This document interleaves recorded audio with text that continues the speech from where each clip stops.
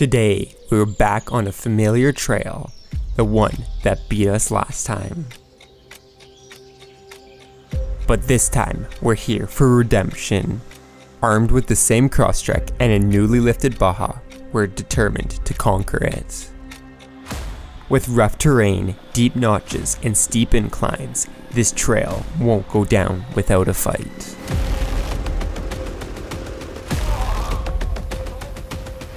But will we finally make it to the end, or will this trail claim victory once again?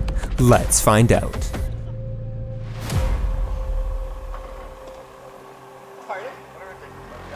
What is up, and welcome back to, well, another adventure here in McLean Creek. Today, we're actually going to be going ahead and trying a trail that we found but weren't able to complete last time because, well, time constraints. And, well, as you can see, we got the Forester, and because we're doing the trail that me and Jeff found, we got Jeff again. So we're going to go ahead, put the Crosstrek to the test, maybe, hopefully, make it all the way through the trail. And we have one other really cool vehicle joining us today, this 6-inch lifted Baja. So we're going to be kind of exploring to see what that is capable of. It is a manual, so it'll be interesting to see how it will do on some of these climbs, but it's going to be a good day. So let's go ahead and get on the trail.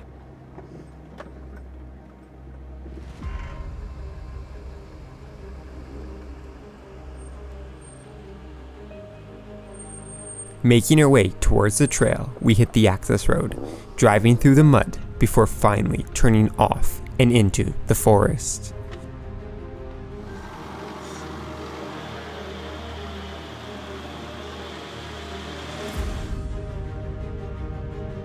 Giving us a preview of what lay ahead, hill climb after hill climb.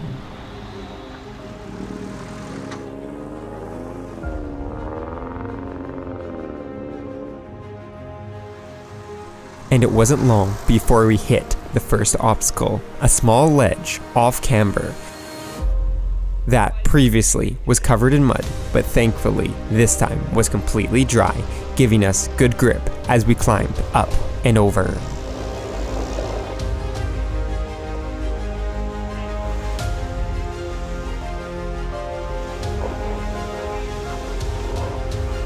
Well, the Forester and the Crosstrek did. Unfortunately, the Baja had a little more of a struggle climbing it, as first gear proved to be too tall to hit this obstacle at any reasonable speed.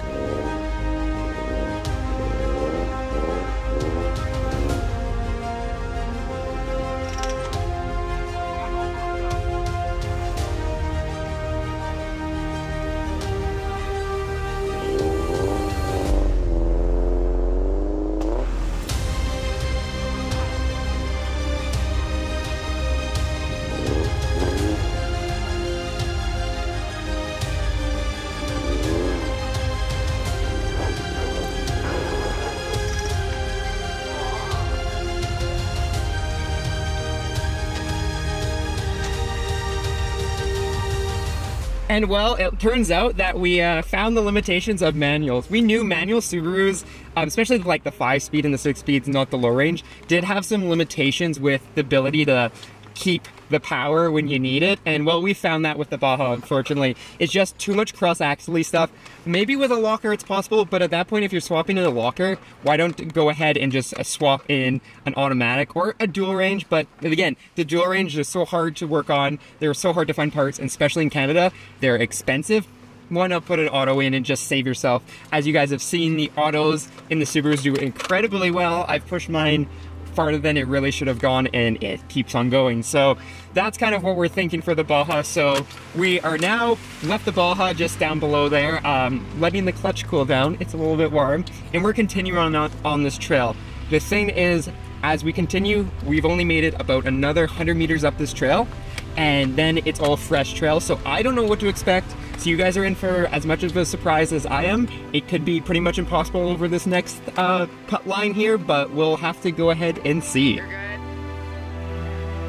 Yeah. With the Baja now left on the side of the trail, we ventured deeper into the forest.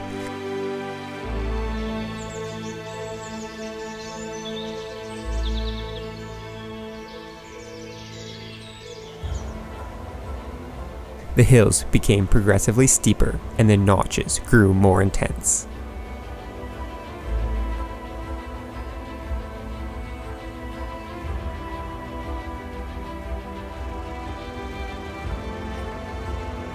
Eventually, requiring some careful spotting, with each of us taking turns to navigate the tricky sections, as we had to be cautious not to slip off the line and end up wedged sideways in the notches.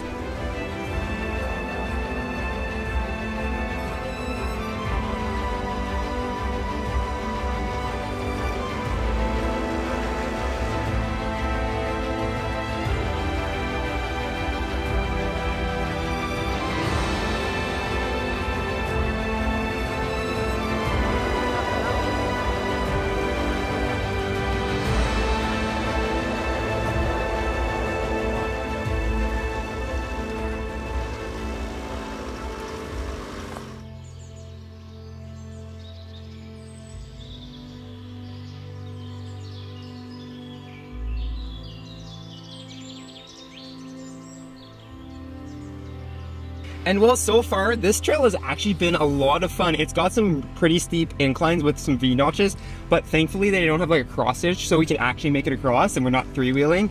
As you guys know, on Top of the World out here, it's got that cross stitch, and it's just impossible with these cars with open diffs. So thankfully, these hill climbs aren't as bad, but I'm looking at this one here and it looks a little interesting. So we're gonna go ahead and hit it, but it's a really fun trail. And I'd say it's like an intermediate to advanced just because you require a little bit of spotting. But I'm glad we kind of tried this out. It's definitely gonna be on my maps to take some more people out and maybe try some different vehicles on it, because I think they will kind of behave differently depending on the type of trail. I don't know where this trail goes, or don't know if it ends or where it loops, so I'll just have to keep you guys updated with what we're kind of seeing and see if we've run into any problems. Yeah, I'll go ahead and watch your car here. Now needing a bit of speed to tackle the hills, we climbed up and over what we thought would be the last major climb before weaving our way through the forest. But it wasn't long before we approached our next challenge.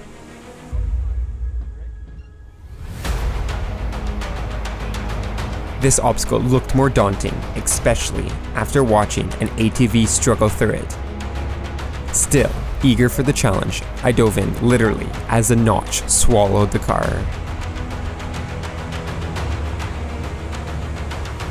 From this point on, I was fully committed, inching my way through the notch centimeter by centimeter, trying to avoid the protruding log on my driver's door while keeping all four wheels still on the ground.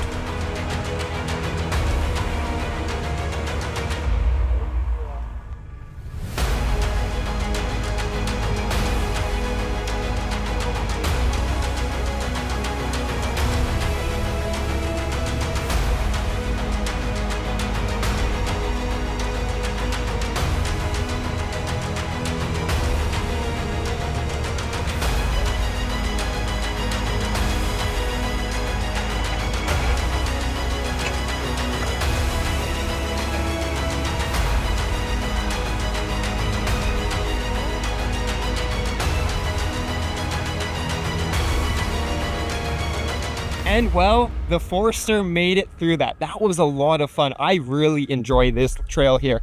My door definitely hit this log right here. I was kind of rocking back and forth and I was definitely scraping a little bit, but these are the kind of trails I look for. I look for stuff that's like a little more technical. It requires a lot of driving skill to learn instead of just hitting it at full speed and trying to go through the mud. That's kind of what I like. So this trail is definitely added to one of my favorites. But unfortunately, we tried to get the Crosstrek on the this part. We're worried about here is it sliding into the notch. So where I'm standing right now is where I was, and then I slid down into here, and I actually almost hit my door. Crosstrek is newer, it's wider. We would have some issues with hitting doors and stuff. So we're not gonna push our limits. So we thought, why not go ahead and hit this side trail here?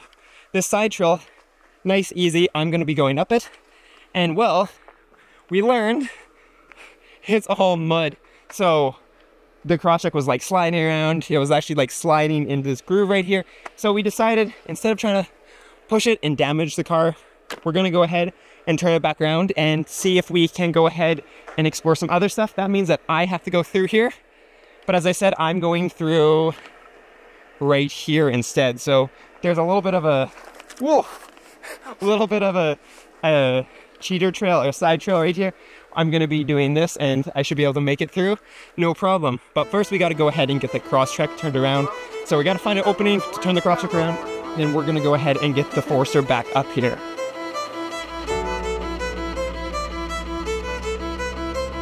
With the Crosstrek turned back around, we begin retracing our steps. Now on the side trail, carefully crawling through the mud before heading back the way we came.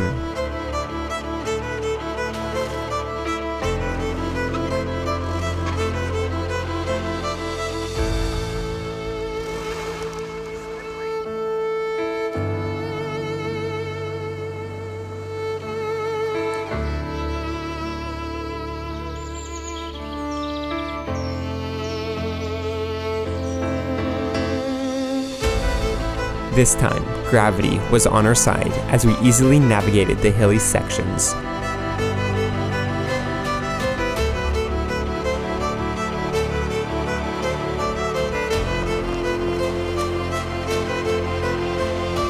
Not long before, we reached the first obstacle and found the Baja waiting on the side of the trail.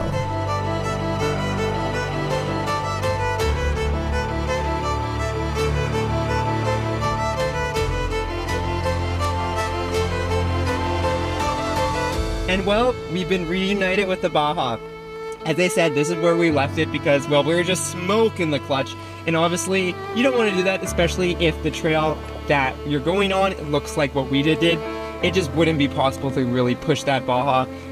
It would fry the clutch before we got it to where we got all the other cars. So if you're ever considering driving and off-roading a 5-speed auto, there you go. You kind of can see what it can do and how hard it is with the ratios that they have on the 5-speed automatics, not the 5-speed autos, what they are capable of off-road. So as you saw, if you're driving off-road, it might be a good idea to go pick up an auto because you just don't have the flexibility of the ability to crawl on some of the stuff like you'd be able to do on the trails that me and Jeff were doing, where we could just crawl up there and make sure we have good spots. You pretty much have to send it with those 5 speeds, and even then they just don't have enough power. So yeah, with that being said, we're almost actually done the trail. So we made it 3/4 of the way to essentially there's a big loop and it just reconnects with that. So I have a pretty good idea what this trail looks like now, so I can kind of rank it as like I would say an intermediate level trail with some good spotting. It's not too difficult.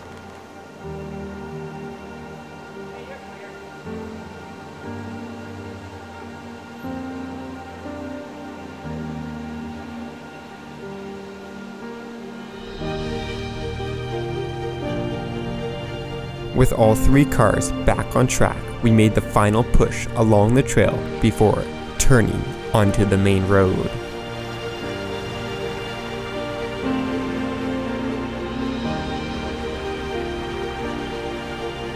Once back on the access road, we picked up the pace, cruising through the forest, and, of course, making our way through the infamous McLean Creek mud before finally pulling onto the trailhead.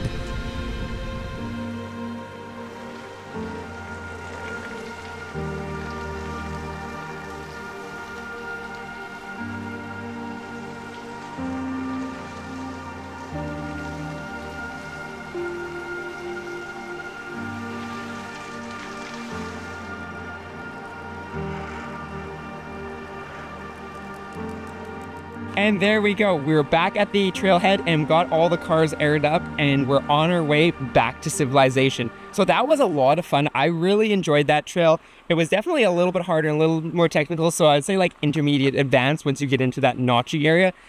And it will put scratches on your wheels. My beadlocks got some new scratches, but hey, that's what they're for, right? So I had a lot of fun. It was really cool to see the 6-inch lifted Baja do what it was able to do, and then see what the limitations are of a manual transmission and manual Subaru. So as I said, I'm sure there's going to be some upgrades for that in the future to make it a little more capable off-road, but you'll just have to wait and see. So I hope you guys enjoyed this venture. And as always, don't forget to go ahead and check out Flat 4 Off-Road and the channel memberships for exclusive perks. So I'll be seeing you guys in the next adventure.